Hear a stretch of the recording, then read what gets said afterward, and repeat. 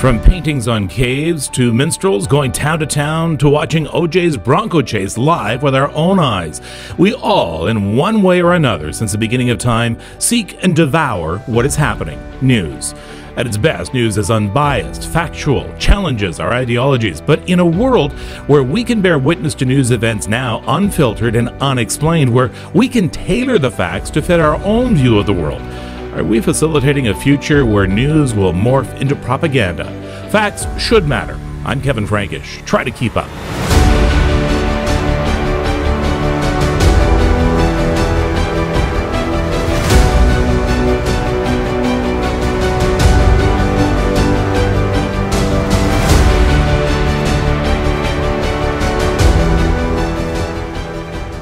Welcome to my first show, a show in which we try and keep up with a fast pace of change in this world. Today, we're talking about journalism.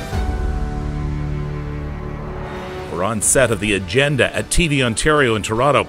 Its host, Steve Paikin, is very qualified to comment on journalism. Among his alma maters, Boston U, where he received a master's in broadcast journalism. He's worked in print, radio, and TV as a journalist. In my humble opinion, has always been a shining example of what a journalist should be and should aspire to be. You've been in the business a long time. Thanks for reminding me. I started in 1982. That was my first job, City Hall reporter, Toronto City Hall. CHFI. CHFI. And CFTR. Yes. AM/FM sister stations. This seat that I'm in right now is the seat you usually occupy. Correct. And what's it like to be on the other side right now? Different. Yeah. Not horrible, but frankly not as comfortable. It's a very different view from over here, which is a bit strange, but anyway, there we are. Feel free to ask some questions if you want to, but I like asking them in that seat though, not in this seat.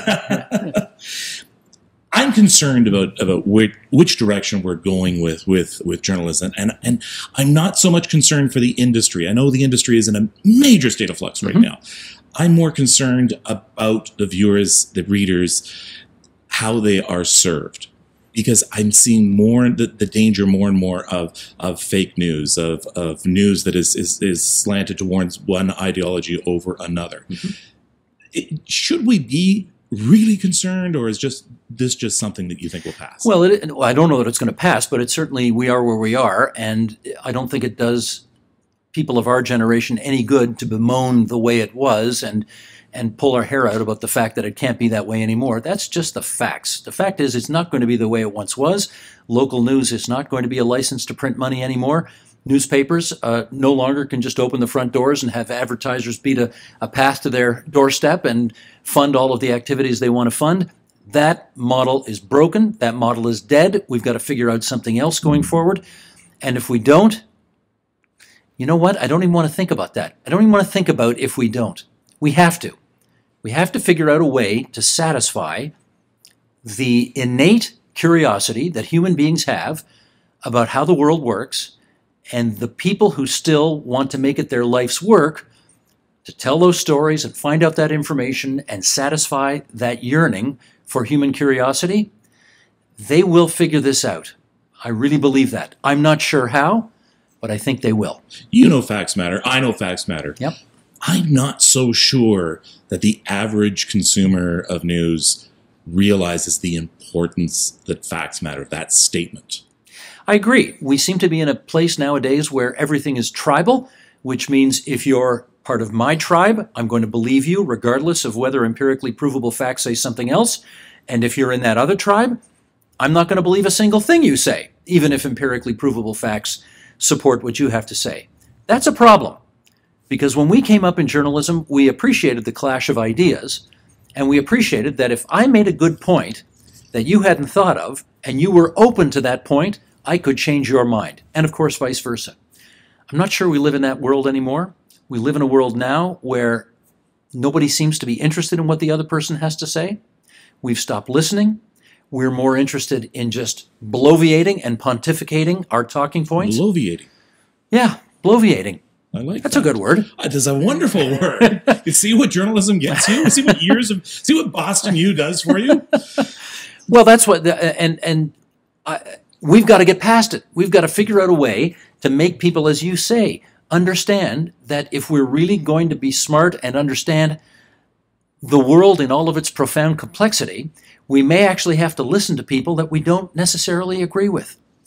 I think we can do it. We got to work at it, though. That's a tough order to fill right now. Totally. That's a very tough order. Okay. The greatest thing to happen to journalism and the worst thing to happen to journalism, social media. Yeah, right. It's been good, it's been bad. Canadians have embraced social media perhaps more than most people in the world. In fact, we're only behind South Korea, according to Pew Research, when it comes to using social media for news. The U.S. actually falls a few places beneath us. Didn't know that. So if we're going to be, and in fact, for a lot of people, social media is their only source of news. Very true. You know what's crazy? I talked to somebody the other day who is, I won't mention his name, but he is a well-regarded lawyer in Toronto, works for one of the big law firms. And I'm always curious about people's media habits, and I asked him, how do you get your news? What newspapers do you have delivered at your front door every day? And he said, I don't get a daily paper. I said, wait a second, you are a, high six, maybe seven-figure a year lawyer, and you don't get a daily paper delivered? Do you read it? Do you read a paper online? He says, I get all my news from Twitter. I said, you're kidding. How is that possible? He said, well, all the articles that I need to read are in Twitter. I just set my feed. I follow who I want to follow. I set my feed to, to have the publications that I trust come in here, and that does it all. Now, if a guy like that is getting his news that way, we are in a brave new world. And we have to, I'm not sure that I understand. Well, I don't understand. I don't understand how anybody survives. I don't understand how any journalistic entity survives in a world where you're consuming the product for free. Where you're consuming it for free, you're consuming it in, bits and bytes. 240 characters. Yeah. Well, links to articles, but still. Well, links to articles, whether or not you click on those links, whether or not you read beyond the headline and past the first paragraph. True. I don't think most people do. I mean, you can see someone at the food court in the mall at lunchtime going through what they say, I'm just looking at the news. Well, they're just skimming through everything, quick. And then they come across an article on the Kardashians, so they stop and maybe they'll read that one a little bit more. It is disconcerting. It is very disconcerting. And the other thing is local news. And this is something a lot of people don't talk about, and they don't see the danger signs here. And I see them. I live in Barrie, where our local daily paper that was created in 1849, the Barrie Examiner, was shut down. And the only thing really to fill the void were some digital offerings. The supermarket, the so-called supermarket paper sort of filled in, but you're not getting the local coverage you used to get. There is a television producer who used to be a journalist. I think his name is Peter Simon. I may have the name wrong. He used to work at the Baltimore Evening Sun, and he ended up getting out of that and producing television shows, and The Wire is one of his shows. And he has predicted that we are about to enter a golden age of municipal corruption because all of the city hall bureaus that used to be there are now being shut down. And local politicians who don't have anybody looking over their shoulder to make sure that they're dotting their I's and crossing their T's are going to get away with all kinds of stuff, his prediction, going forward. I hope that's not true. I really hope that's not true. But at the very least, let's hope that when the awful happens and a local paper that's been around for 150 years shuts down, that at least some kind of digital offering steps up in its place and tries to do some of the work that the newspaper used to do. It can't possibly be replaced as effectively, but something hopefully will get done. Yeah, local coverage is what a lot of people don't talk about. And we have had, between 2008 and 2018, there were over 250 Canadian news outlets shut down. The majority were community newspapers. By contrast, only 93 new outlets opened up. Our population is expanding. I mean, we should be seeing, one shut down, two open up. Yep. We're not. So local coverage is definitely something. And that's not something people are going to seek out on Twitter either. They're not going to seek out their local stories. At the risk of sounding self-promotional, it's one reason why I'm really happy we have done what we have done here at TVO, which is As you point out, there are communities all over the province that have lost their singular journalistic voice. It's not, not every community is like Toronto, which has got four distinct competing newspapers. In many places, in most places, it was one newspaper and it's now gone. We've set up something here called Ontario Hubs, which means that as some places have lost their voice, we have moved into that space.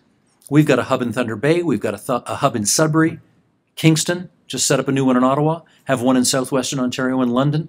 So we're trying to fan out across the province and try to be a bit of that voice that has disappeared. You're not going to replace a 50-person newspaper with a one-person hub. That's just the fact of the matter. But it's something. It's a start. We can at least get into these places and try to tell some of the stories that are no longer being told anymore. But if your point is that we're in a much more perilous place today than we would have been, say, 25 or 50 years ago, I can't dispute that. We now are our own news directors. Yep. We curate, we line up our own news.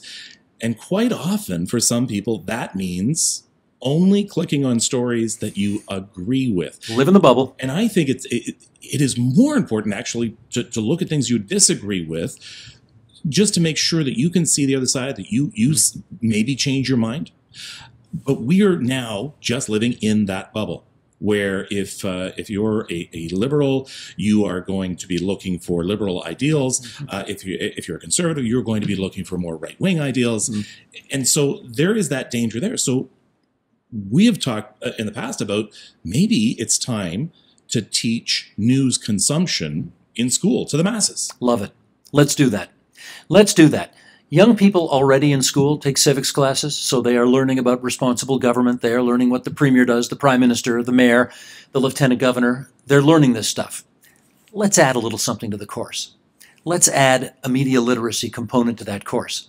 Let's teach young people that they may have to actually go beyond Facebook or Instagram to get their news, to get what they need to know about how this world works. Let's get them to understand that if they watch CNN or Fox or MSNBC, they're going to have a particular view of how the world works.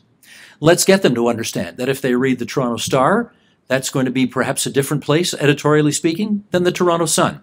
The columnists in the Star may come from a different place than the ones from the Toronto Sun. Let's get them to understand that not all these things are equal, that there are some places in journalism that actually care about empirically provable facts and reporting them. And there are other places that don't care about empirically provable facts and just sort of say whatever the heck they want in an effort to ideologically gather people together. And that's fine too. But let's understand what the difference is. Let's make sure we know one from the other. Because this generation, unlike our generation, where, I don't know about you, but my folks used to read the paper to me. It was a kind of a family activity. Over breakfast, my mother used to read us, like the Leaf game account from the Globe and Mail in the morning. And we got the Hamilton Spectator in the afternoon. 2 daily newspapers delivered to our house every day. Does anybody do that anymore? I don't see I used to go to work at 4 a.m. as right, well. Of course. And I used to get run over almost by all the paper delivery people at that time of the morning. Yeah. I rarely see them anymore. So and if people, it's not to say people aren't still reading it online. Right. But they're not physically looking at something they're holding in their hands. But my point is, I learned how to have my curiosity about how the world works satisfied because I saw the example of my parents diving into 2 different newspapers every day. And that took some effort on their part. And I don't know that this young generation of millennials is doing this. Well, I know they're not doing the same thing. They're not sitting around at 6 o'clock at night with the afternoon paper. It doesn't exist anymore. But I hope that what we can help establish is a habit or a pattern of behavior whereby they will not do what you fear most of all, which is just sort of going through Twitter or Facebook like it's Tinder, like swipe, swipe, swipe, swipe, swipe. Let's actually click on a link. Let's read stuff. Let's dive deep. Let's get a better, more intuitive understanding of not only the complexity of issues, but also from the many different points of view. I'd love to see that. You make me think of something, and that is this, is that there was a time, back in the day, there was a time where there were single times where news was dispersed. It was Yes. either the 6 o'clock news or the 11 o'clock news, or when the paper came in. Those were the single times that you waited for to catch up. Yes. Now it's every minute. Yes. And depending on the settings on your phone is beeping and telling you breaking stories that are coming. So there's no longer that one time that we sit around and take a look at what has been happening in our world. Something lost, something gained. What's lost is that communal experience. What's lost is, I don't know about your experience, but it was a frequent occurrence in my home to sit around and watch, oftentimes, the local news at 6, or perhaps an American network newscast at 6:30, and then discuss that, and then maybe go into school the next day and have that shared communal experience, because we only had about 12 channels, I think, when I was growing up, right? I mean, there was no such thing even as a converter box when we started watching television, so you had the experience of just watching a very few channels, which we all did, and could share that experience. With a few authoritative voices. Yes, exactly right. And we all knew who they were. Yeah. You know what's crazy? I'm not even sure I can tell you who hosts the American network newscast nowadays. It's just a different world. Exactly. I agree. It's just they're not as authoritative. They don't have that singular place on the broadcast landscape. So on the one hand, that's lost. On the other hand, oh my goodness, who's going to argue against being able to be up to date, up to the second, whenever you want on demand? That's a really beautiful thing. I just hope it doesn't completely replace the appetite to dive deeper. I want people to have the luxury of getting up to the second news when they want it, wherever they want it, however they want it. But I also want them to be able to have the option of diving deeper. We've always had, we've had to pay to get a newspaper delivered. You paid for it. Sure. More and more, you're just going online and you're getting it for free. The paywalls are not working all that great. It's not a great business model for a lot of newspapers. So I think if we are going to have credible news, if we are going to be able to depend on something, and you've said this, is that we're going to have to pay for it. I don't see any alternative, Kevin. But is that almost saying that there's going to be two class of news consumers, that we're going to have, universal news, and we're going to have a pay-per-use news? It is a great, profound question, and it has all sorts of disturbing implications. I can tell you, for example, my kids they're informed, right? Mm-hmm. They kind of know what's going on in the world. I don't think they've ever paid a dime for any source of news ever. Me, on the other hand, I still want that newspaper hitting the stoop first thing in the morning. And I'm, even more than that, I am prepared to pay and do pay for some online sources as well, because the information that they have is, in my opinion, so useful and important to me in my life that I'm prepared to pay for it. Now, I'm of a certain generation. They're of a different generation. If we can't figure out, we either have to do two things. We need to figure out a business model whereby these millennials can continue to get away without paying for anything, and yet somehow, people get paid to go out and news gather and it all works out. Or they're going to have to learn that in order to have something distinctive, high quality, useful, and good that is meaningful in their lives, they may have to pay $5 a month for it. That doesn't feel like a lot of money to keep alive one of the singularly most important things any democracy has going for it, which is a free press.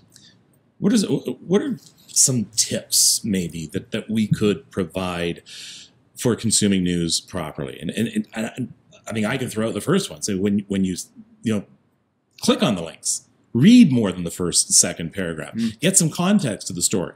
Headlines, by their very nature, are meant to grab you. Yes. And I mean, they are the original clickbait. I mean, you go back years ago, the newspaper headlines were your clickbait. That was what made you want to read the story. So they can be deceiving. So read beyond the headline. Read beyond the first paragraph, too. Yeah, I mean, that's a great idea. I think we have to accept the fact that in people's incredibly just-in-time busy lives these days, it's unlikely that people are going to click into as many links as perhaps we'd like them to click into. But I guess I'd go for a few things. Number one, I'd love people to be more media literate.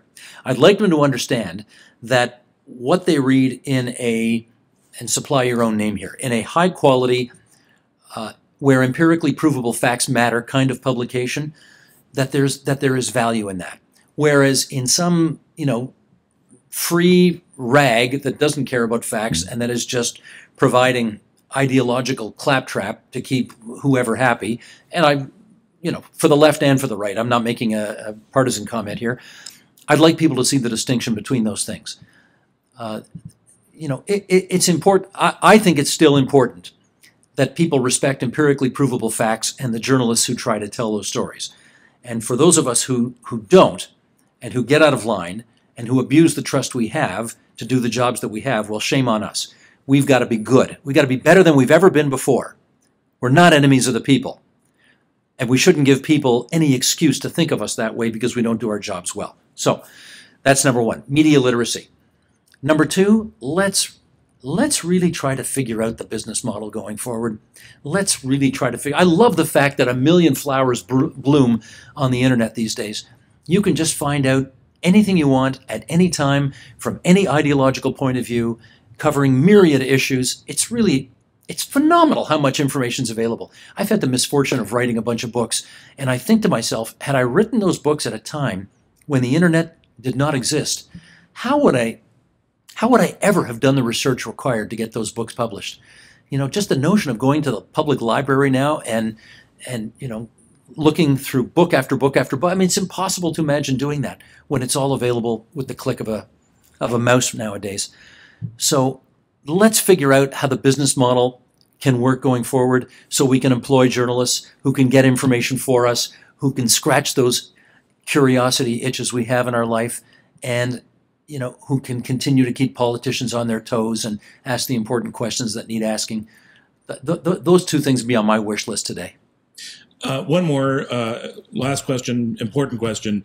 So if someone's looking around for someone asking those questions, especially when it has to do with Ontario issues, is there a place for that, Steve? Let me take 10 minutes here and think about that for a second. Yes, in all modesty, I can tell you there is a place to go on the dial. And it's funny, I say on the dial, but the fact is you can dial us up at the Agenda on TVO at 8 and 11 o'clock on TV every night. Which I don't watch. You're a podcast guy. I listen to the podcast. You told me that once. Yes, Yeah. You're a podcast guy. And in fact, the other day, Kevin, because you sent me an email a couple of weeks ago saying, could you please take the trouble to describe some of the graphs you put up on the show? Because those of us only listening and not seeing on podcast don't know what you're talking about. I do that now. The other day I said, for anybody listening on podcast, and I was thinking of you. Anyway, yes, obviously, content on demand by downloadable podcast, live on Twitter and Facebook, live streamed at 8 o'clock every night. It's on our website, tvo.org. Our content is out there for you to get in any number of different ways. And I still think 13 years into doing the agenda, most nights of the week, it's still worth watching. Thank you, Steve Pagan. Delighted. Thank you so much. Are you ready for mankind's total knowledge in the world to double every 12 hours? This is going to happen. In fact, it is starting to happen right now. We are already training students for jobs that don't yet exist. Next time on Try to Keep Up, knowledge goes nuclear. Why unlearning is going to be just as important as learning. Next Try to Keep Up, available on the Kevin Frankish YouTube channel and as a podcast on iTunes.